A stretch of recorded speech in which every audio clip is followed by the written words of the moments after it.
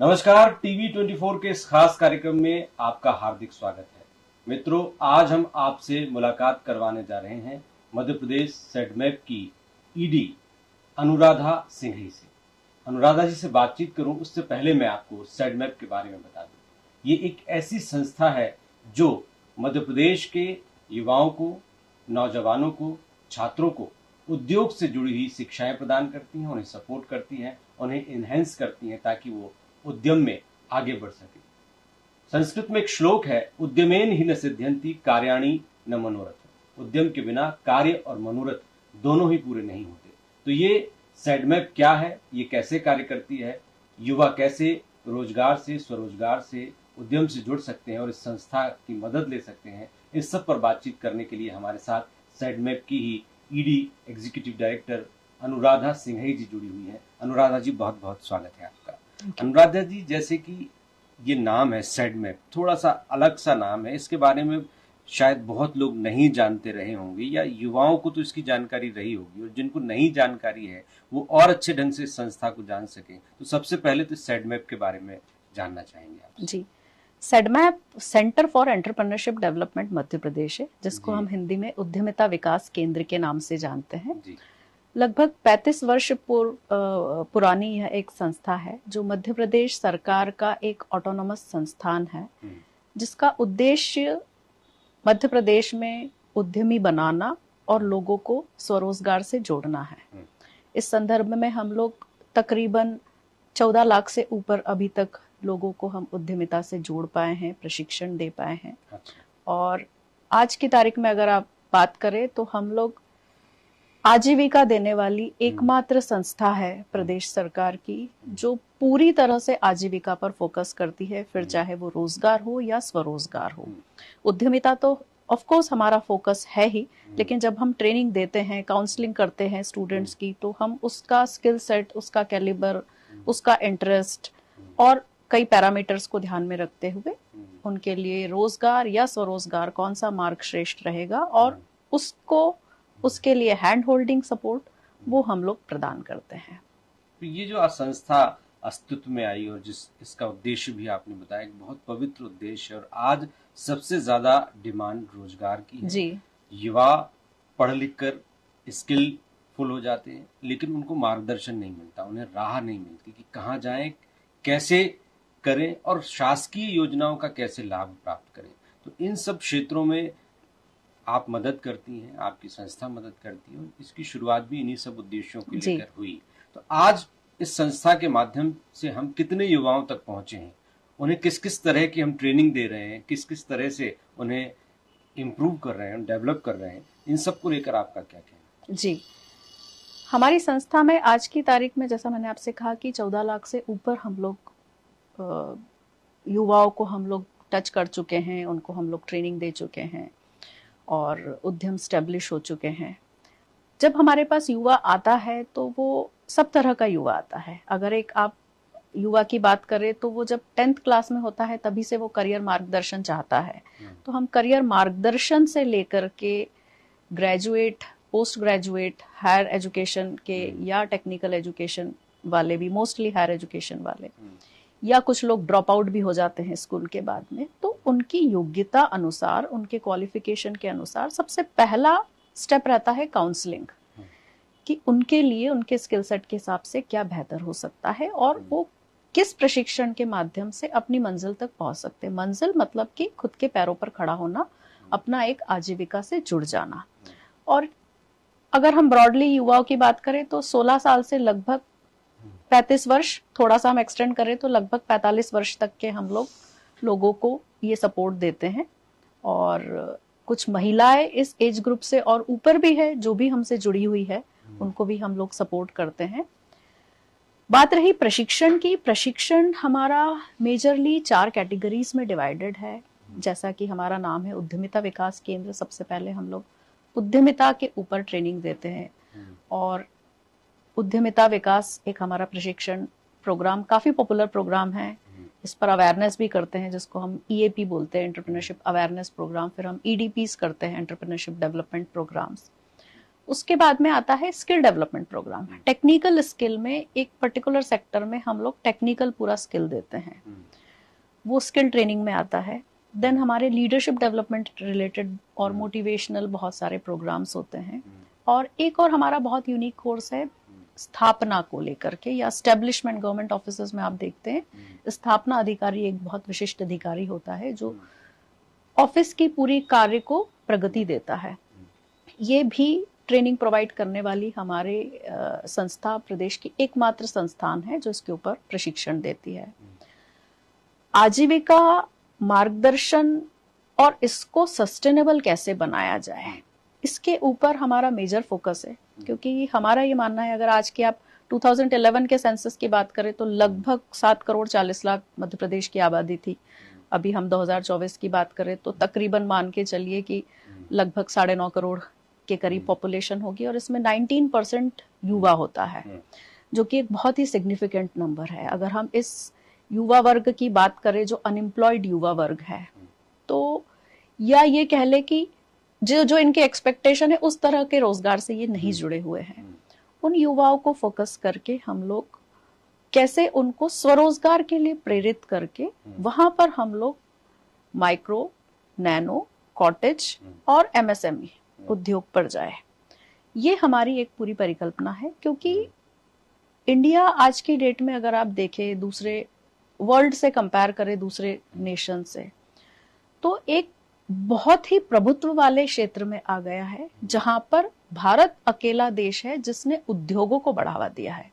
वहीं पर अगर आप विकसित देशों की बात करें, यूरोप, यूएस वगैरह, जहां पर उन लोगों का पूरा अप्रोच ये रहता था कि हम विकासशील देशों से आयात करें चीजों को, बजाय कि यहाँ मैन्युफैक्चरिंग करें, जिसके कारण आज की तारीख में उनकी इकोनॉमी लगभग ध्वस्त सी हो रही है। वहीं हमारी इकोनॉमी बूम कर रही है, क्योंकि हमने हमेशा से उद्योग को बढ़ावा दिया। और आज भी अगर आप माननीय प्रधानमंत्री जी को देखें तो स्टार्टअप योजना हुई हमारी, तमाम तरह की योजना जिससे हम उद्यम, आइडिएशन और मैन्युफैक्चरिंग, एमएसएमईज, इनको बढ़ावा दे रहे हैं। उससे और लोकली, जिसको कहते हैं वोकल फॉर लोकल या डिसेंट्रलाइज्ड इकोनॉमी, कि आपके क्षेत्र में ही आपके एक उद्योग से उस पर्टिकुलर जिले को पूरी सामग्री या सर्विस प्राप्त हो रही है। तो ऐसे उद्यमों का बहुल हो गया है और सबको व्यापार मिल रहा है। उसी में कुछ एक क्षेत्र ऐसे हैं जो बहुत ज्यादा उद्यमिता देते हैं या बहुत सारे रोजगार भी डेवलप करते हैं। जैसे अगर हम देखें तो एग्री एंड एलाइड सेक्टर, आज हमारी रूरल जनसंख्या सबसे बड़ी है और इसमें बहुत सारे अनगिनत ऐसे सेक्टर्स है एग्री एंड एलाइड में, क्योंकि it includes agriculture, horticulture, animal husbandry, food processing and allied. तो अपार संभावना है। दूसरा हम क्षेत्र ले रूरल एंड कॉटेज इंडस्ट्री, इसमें अपार संभावना है। एक और बहुत बड़ा क्षेत्र है tourism. Tourism and hospitality, Bharat cultural tourism के लिए विश्व में विख्यात है। इसके अलावा भी अगर आप देखें तो रिलीजियस टूरिज्म का भी अपना एक बहुत बड़ा महत्व है पूरे भारत में। और इसमें जिस तरह की संभावना है, अगर हम दूसरे कुछ देशों से कंपैरिजन करें, सिंगापुर से करें, यूरोप से करें, यूरोप के कुछ देशों से, जहां पर या इवन कुछ दूसरी कंट्रीज से भी हम कंपेयर करें जहां पर टूरिज्म उनका एक मात्र सोर्स है, लेकिन वो सारे आर्टिफिशियल रिसोर्सेज है, जबकि हमारे यहाँ नेचुरल रिसोर्सेज है। और उन नेचुरल रिसोर्सेज के साथ में हम लोग अगर कुछ और भी रिसोर्सेज क्रिएट करते हैं आर्टिफिशियल, तो हम टूरिज्म में बहुत बड़ा लाइवलीहुड क्रिएशन कर सकते हैं। तो टूरिज्म एंड हॉस्पिटैलिटी सेक्टर एक बहुत बड़ा सेक्टर है। एजुकेशन सेक्टर तो ऑफ कोर्स सनराइज इंडस्ट्री है ही, आईटी सेक्टर है। वेलनेस इंडस्ट्री एक बहुत बड़ी इंडस्ट्री बन के उभर रही है। मेडिकल टूरिज्म, वेलनेस इंडस्ट्री, अगर आप देखेंगे तो कई देशों से लोग भारत आते हैं सिर्फ अपना इलाज करवाने के लिए, क्योंकि वहां पर डॉक्टरों के अपॉइंटमेंट टाइमली नहीं मिलते हैं। मेडिकल फैसिलिटीज बहुत एक्सपेंसिव है, जबकि इंडिया में एलोपैथी के अलावा नेचुरोपैथी और अगर हम आयुष विभाग की बात करें तो बहुत सारे ऑल्टरनेट मेडिसिन के ऑप्शन है। और उन ऑप्शंस के साथ में आपका बेहतर इलाज और बहुत कम दामों पर कंपैरेटिव टू दूसरे देशों के हो जाता है। तो यहाँ पर वो भी एक उद्योग के बहुत बड़ी संभावना है। इन उद्योगों के चलते और एक और सेगमेंट जो है लॉजिस्टिक्स एंड सप्लाई चेन, आप देखते होंगे जोमेटो देखते होंगे, आप उबर देखते होंगे, इस तरह के एग्रीगेटर्स आजकल बहुत सारे आ रहे हैं और जो supply chain, logistics, warehousing, cold storage, इन सब चीजों पर काम करते हैं। आज आपका जो भी डिस्ट्रीब्यूशन चैनल है उसमें कई सारे लोग लगते हैं आपको, मार्केट लीड से लेकर के डिस्ट्रीब्यूशन, फुलफिलमेंट जिसको हम बात करते हैं। आज अमेजोन से भी आपके पास एक पैकेट आया तो कोई बंदा है जो आपके घर पर डिलीवर करके गया, दैट इज कॉल्ड फुलफिलमेंट। तो ये बहुत बड़ी जनसंख्या इसमें एम्प्लॉयड हो जाती है। इस तरह के macro micro enterprise creation, startups, इससे एक पूरा इकोसिस्टम क्रिएट हो गया है और उसी इकोसिस्टम को हम बढ़ावा देकर के हमारा प्रयास ये है कि हम मिशन लाइवलीहुड 2026 के तहत अगले 2 साल में हम कोशिश करें कि अनएम्प्लॉयमेंट तकरीबन नेग्लिजिबल हो जाए, क्योंकि हमारा ये मानना है कि इतनी अपार संभावनाएं के चलते अनलेस एंड अनटिल कोई व्यक्ति सोच के बैठे कि मुझे कुछ करना ही नहीं है, जिसकी भगवान भी मदद नहीं कर सकता है, तो ऐसे लोगों को छोड़ करके हर किसी के लिए कुछ ना कुछ उपलब्ध है। स्वरोजगार उद्यम जहां चाह है वहां रहा है, हम राह दिखाने का काम कर सकते हैं। जिसको कहते हैं ना, आप घोड़े को पानी तक ले जा सकते हो, पानी पीने के लिए आप मजबूर नहीं कर सकते। आपने ये बात बहुत अच्छी कही, जहां चाह वहां। लेकिन ये सारी चीजें एक छात्र के जीवन में तब शुरू होती हैं, जब खोज और तलाश तब शुरू होती है जब वो ग्रेजुएशन या पोस्ट ग्रेजुएशन की डिग्री ले चुका होता है। हाँ। लेकिन आज पेरेंट्स सबसे ज्यादा अवेयर हैं कि बच्चे कम समय में ही, कम उम्र में या छोटी क्लास में ही ऐसी दिशा में आगे बढ़े जिससे उनका जो भविष्य है वो स्वर्णिम भविष्य की तरफ आगे बढ़ सके और चैलेंजेस कम से कम आए, डाइवर्शन कम से कम आए।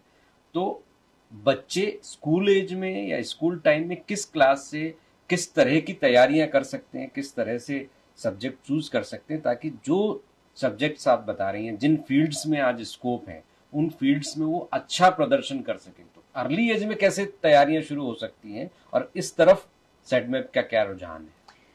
देखिए, तैयारी बेसिकली तो पेरेंट्स आजकल 7th 8th 9th से भी बच्चों को कोचिंग क्लासेस में डाल देते हैं। अगर हम हमारे अध्ययन शैली की बात करें तो 10वीं के बाद 11वीं से तो उसको 11th से सब्जेक्ट सिलेक्ट करना ही होता है। तो करियर पाथ तब उसका लगभग डिसाइड हो जाता है। लेकिन फिर भी मेरा ये मानना है कि जिंदगी, लाइफ के अपने प्लान होते हैं, गॉड के अपने प्लान होते हैं। तो वहां से वो तैयारी शुरू कर सकता है और कई सारे ऑप्शंस उसके पास में आते हैं। एक बड़ी विडंबना है कि रूरल एरियाज में आज भी लोगों को पता नहीं होता है कि कितने तरह के करियर ऑप्शंस है, उसके लिए क्या कॉलेजेस है, कौन सी एग्जाम होती है, किस डेट पर होती है और उन एग्जाम्स को क्लियर करने के लिए क्या संसाधन उपलब्ध है।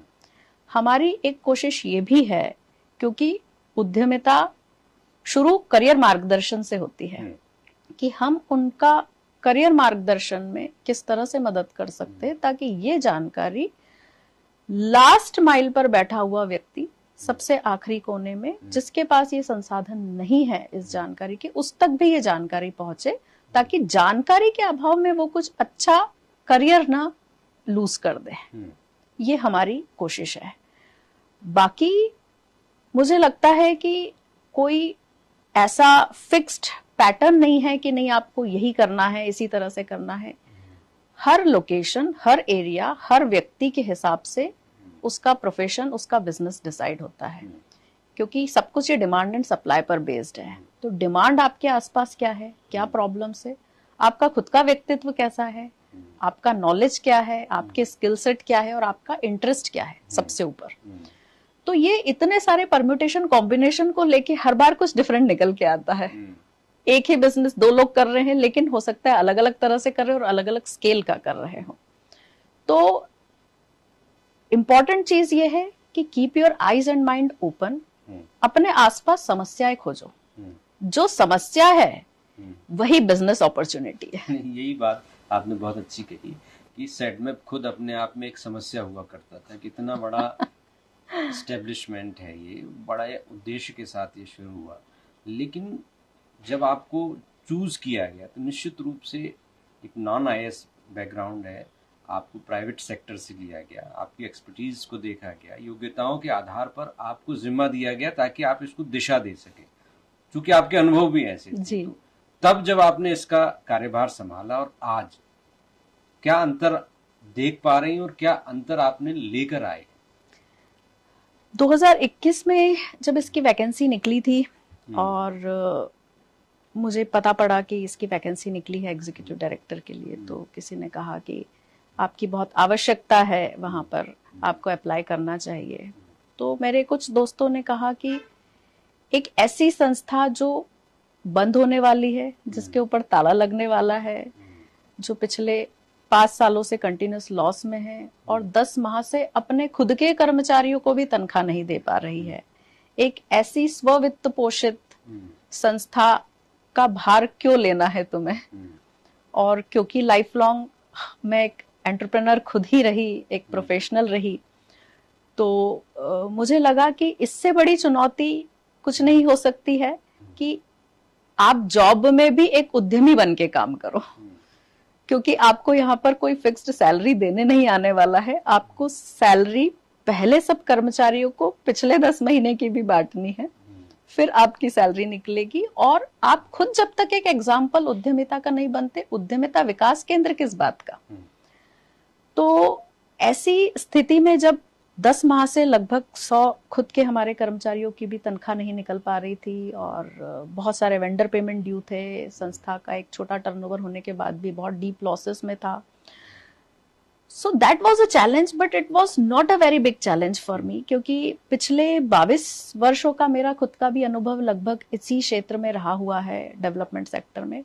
लेकिन सबसे बड़ा चैलेंज था लोगों का माइंडसेट, और वो जो एक माइंडसेट था कि नहीं, हमें बदलाव नहीं चाहिए, हम जो कर रहे हैं गलत कर रहे हैं, जैसा भी कर रहे हैं हमें नहीं चेंज करना है, ये सबसे बड़ा बॉटलनेक था। और जो एक सरकारी संस्था में कई बार कुछ लोगों को ऐसा लगता है ना कि नहीं, हमें तो काम करना ही नहीं है,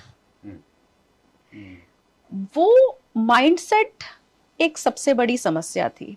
लेकिन कहते हैं ना कि जब आप सही काम करने लगो और सही दिशा में करो तो सारी कायनात आपको मदद करती है, और पूरी कायनात आई, ईश्वर का भी सपोर्ट रहा कि हम लोग इसको आगे बढ़ा के ले गए, और आज की डेट में हम उसका टर्नओवर ऑलमोस्ट 3 टाइम्स कर पाए। जुलाई 2021 में मैंने ज्वाइन किया, अगस्त से सैलरी मैंने देना शुरू किया। मैंने अनाउंसमेंट किया था कि मैं तब तक सैलरी नहीं लूंगी जब तक मैं आपकी पुरानी 10 माह की भी ना दे दूं। और जब 10 माह की उनकी पुरानी मैंने बांटी, उसके बाद में मैंने अपनी पहली तनख्वाह ली यहाँ से। तो इसकी जरूरत नहीं थी मुझे ये बोलने की या करने की, बट मुझे लगा कि मैं खुद अगर प्रूव नहीं कर सकती तो मैं किसी और से क्या एक्सपेक्ट करूं कि वो काम करे और वो उद्यमी बने। सही बात। तो हमको we have to lead by example.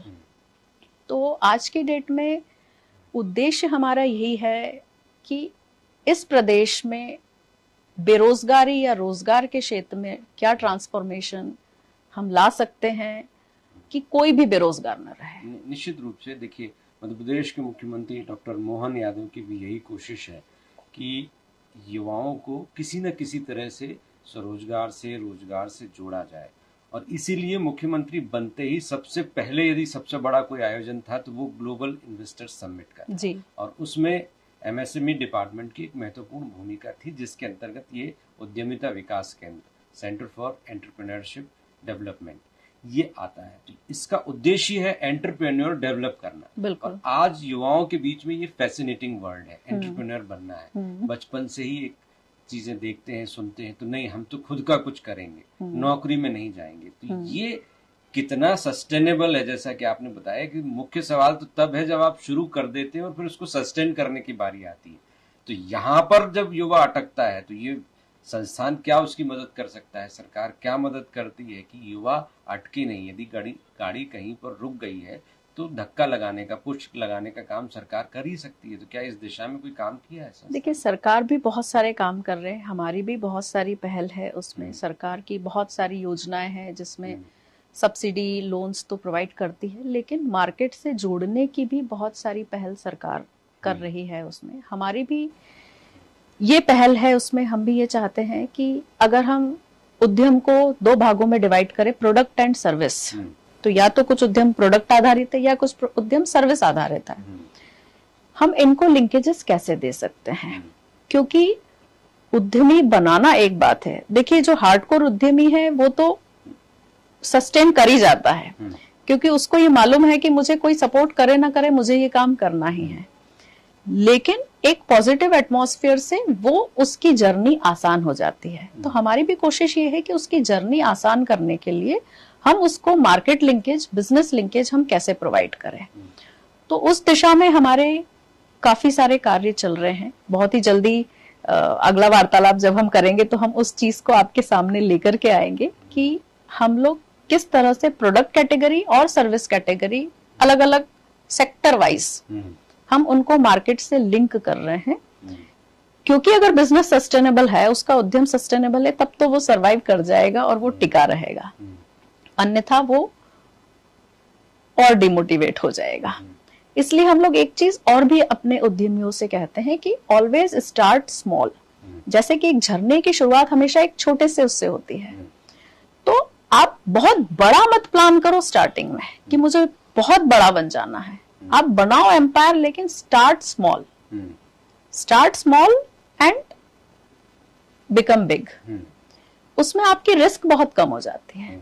अगर मैं शुरू में ही बहुत बड़ा इन्वेस्टमेंट कर दूं, देखो जब भी आप कोई बिजनेस करते हो तो ये रिस्क होती है, सब संभावना आपको लेके चलनी पड़ती है। हो सकता है बहुत सक्सेसफुल हो सकता है ऐसा ना भी हो। तो ऐसी स्थिति में अगर आपने कहीं से लोन लिया है, किसी से उधार लिया है, तो वो आप एक और प्रेशर में रहते हो।